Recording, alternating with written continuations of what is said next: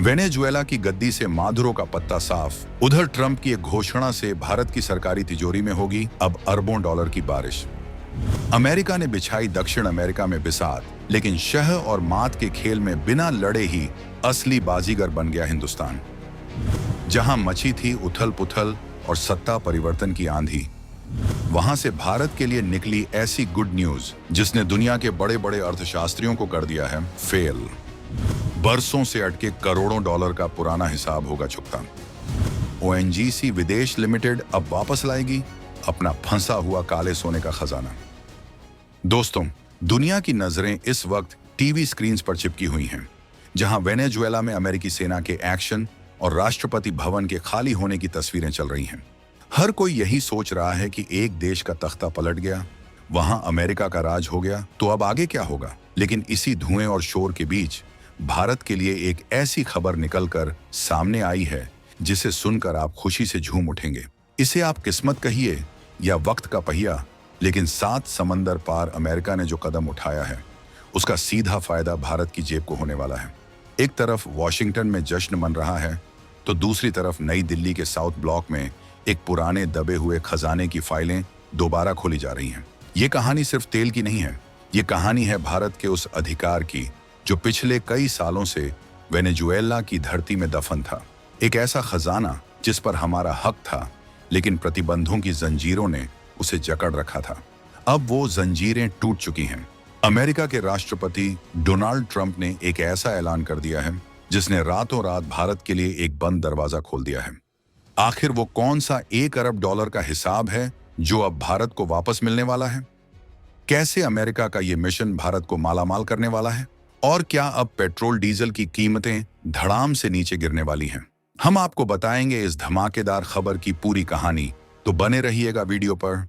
और इस संबंध में आपके जो भी विचार हों कमेंट में लिखकर जरूर बताइएगा। खाड़ी देशों की मनमानी पर लगेगा अब पक्का ताला। वेनेजुएला से आने वाला सस्ता कच्चा तेल भारत की रिफाइनरियों में भरेगा नई जान।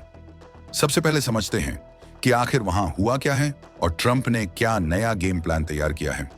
जैसा कि हमने आपको बताया, अमेरिकी सेना ने एक बड़े ऑपरेशन के तहत वेनेजुएला के राष्ट्रपति निकोलस मादुरो को सत्ता से बेदखल कर दिया है और उन्हें हिरासत में ले लिया है।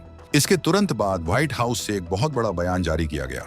राष्ट्रपति डोनाल्ड ट्रंप ने साफ कर दिया है कि अब वेनेजुएला का शासन अस्थायी रूप से अमेरिका के हाथ में है। लेकिन असली खबर ये नहीं है। असली खबर यह है कि ट्रंप ने ऐलान किया है कि अमेरिकी तेल कंपनियां तुरंत प्रभाव से वेनेजुएला जाएंगी। उनका मकसद वहां जंग लड़ना नहीं, बल्कि वहां के बर्बाद हो चुके ऑयल इंफ्रास्ट्रक्चर को सुधारना और तेल के कुओं को दोबारा चालू करना है। अब आप सोचेंगे कि इसमें भारत का फायदा कहां है? फायदा इसमें है कि जैसे ही अमेरिका ने वहां कंट्रोल लिया, इसका सीधा मतलब है कि वेनेजुएला पर लगे वो पुराने और सख्त अमेरिकी प्रतिबंध अब इतिहास बन जाएंगे। अमेरिका अपनी ही कंपनियों को वहां भेज रहा है, तो जाहिर है कि वो प्रतिबंधों को हटाएगा या उनमें भारी डील देगा। और यही वो मौका है जिसका भारत पिछले 5 से 6 सालों से इंतजार कर रहा था। याद कीजिए 2020 से पहले का वक्त, जब भारत वेनेजुएला से हर रोज 4 लाख बैरल से ज्यादा कच्चा तेल खरीदता था। वेनेजुएला का तेल हैवी क्रूड होता है जो सस्ता मिलता है और भारत की रिफाइनरियों, खासकर रिलायंस और नायरा के लिए एकदम परफेक्ट है। लेकिन फिर अमेरिका ने मादुरो सरकार पर प्रतिबंध लगा दिए और भारत को मजबूरी में वहां से निकलना पड़ा। हमें महंगा तेल अरब देशों से खरीदना पड़ा। लेकिन अब जब बॉस अमेरिका खुद वहां की कमान संभाल रहा है, तो भारत के लिए नो एंट्री का बोर्ड हट चुका है। तेल विश्लेषकों का मानना है कि अब भारतीय कंपनियां भी वहां वापस जा सकेंगी और अपनी पुरानी हिस्सेदारी का दावा ठोक सकेंगी। ये भारत की ऊर्जा सुरक्षा के लिए किसी चमत्कार से कम नहीं है। ओवीएल का फंसा हुआ खजाना और वसूली मिशन। अब आते हैं उस बम्पर लॉटरी पर जो भारत के हाथ लगने वाली है। ये मामला जुड़ा है भारत की सरकारी कंपनी ओएनजीसी विदेश लिमिटेड यानी ओवीएल से। बहुत कम लोग जानते हैं कि वेनेजुएला के पूर्वी हिस्से में एक बहुत बड़ा तेल का क्षेत्र है जिसका नाम है सैन क्रिस्टोबल। इस तेल के कुएं में भारत की कंपनी ओवीएल की 40% हिस्सेदारी है। यानी वहां जो भी तेल निकलता है उसके मुनाफे का 40% हिस्सा भारत का होता है। लेकिन पिछले कई सालों से मादुरो सरकार की खराब आर्थिक हालत और अमेरिकी प्रतिबंधों की वजह से भारत को उसका पैसा मिल ही नहीं रहा था। आंकड़ा सुनकर आपके होश उड़ जाएंगे। रिपोर्ट्स के मुताबिक सिर्फ 2014 तक का बकाया लाभांश ही करीब 53.6 करोड़ अमेरिकी डॉलर है। अगर हम आज के हिसाब से देखें और बाद के सालों का भी पैसा जोड़ लें तो ये रकम करीब करीब 1 अरब डॉलर यानी 8,000 करोड़ रुपए से भी ज्यादा बैठती है। मादुरो सरकार ने न तो ऑडिट करने दिया और न ही पैसा दिया। भारत का ये पैसा वहां फंसा हुआ था जिसे हम बैड डेट मान चुके थे, लेकिन अब समीकरण पूरी तरह बदल चुके हैं। चूंकि अब वहां अमेरिका का नियंत्रण है और अमेरिकी कंपनियां वहां इंफ्रास्ट्रक्चर सुधारने जा रही हैं, तो सिस्टम पारदर्शी होगा। विशेषज्ञों का कहना है कि जब वेनेजुएला का तेल दोबारा अंतर्राष्ट्रीय बाजार में बिकना शुरू होगा तो ओवीएल को अपने पुराने बकाये की वसूली करने में बहुत मदद मिलेगी। अमेरिका भी चाहेगा कि भारत जैसे रणनीतिक साझेदार को खुश रखा जाए, इसलिए वो ओवीएल के रास्ते में रोड़ा नहीं अटकाएगा। ओवीएल के पास अब मौका है कि वो अपने रुके हुए पैसे वापस ला सके।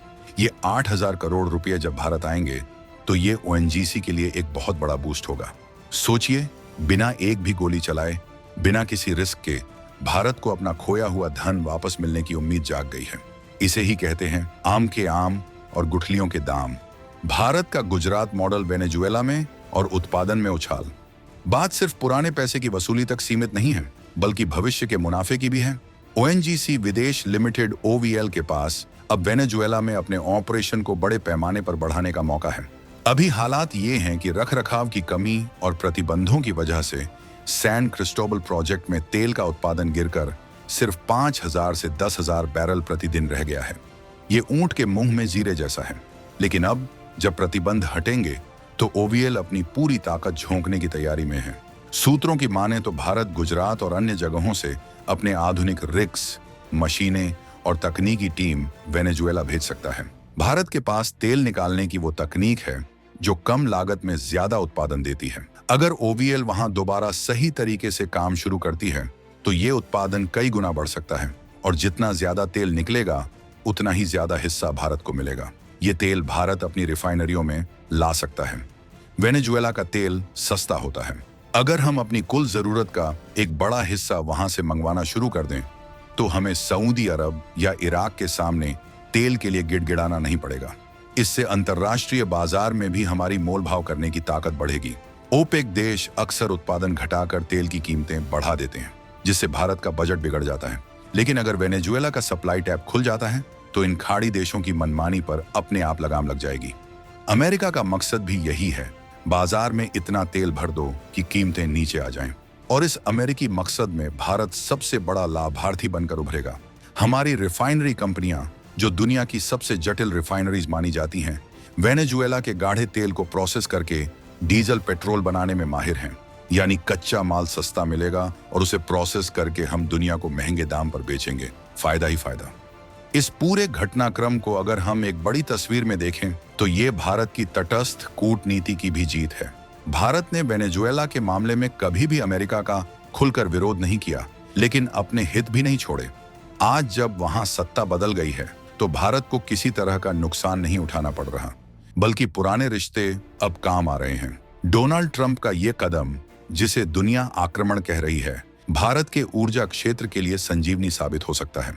आने वाले दिनों में हम देखेंगे कि भारतीय अधिकारियों और अमेरिकी प्रशासन के बीच वेनेजुएला को लेकर बातचीत तेज होगी।